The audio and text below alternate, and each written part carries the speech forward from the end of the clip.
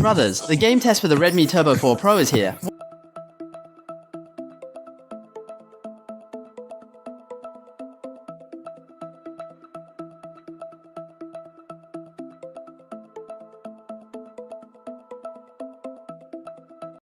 Brothers, the game test for the Redmi Turbo 4 Pro is here. What level is the Snapdragon 80Z4, which is first to be equipped? After watching the game test below, you'll naturally understand. Before we start, I have to mention that this year's phone battery life is really outrageous, one more so than the other. This time, it has directly broken through to a massive 75.5 mAh Jinsha River battery, and it even supports 22.5W reverse fast charging, allowing it to act as a power bank to charge other electronic devices.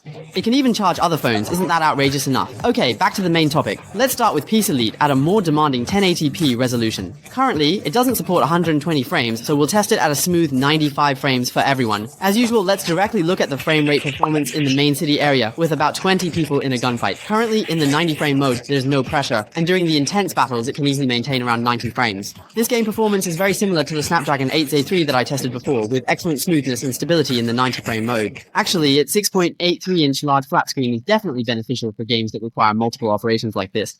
If it doesn't feel smooth, at least in terms of the gaming experience for Peace Elite, this should be one of the most satisfying experiences I've had with the Redmi Top series. Throughout the game, the average frame rate recorded for each match was above 89, which is already a very impressive performance.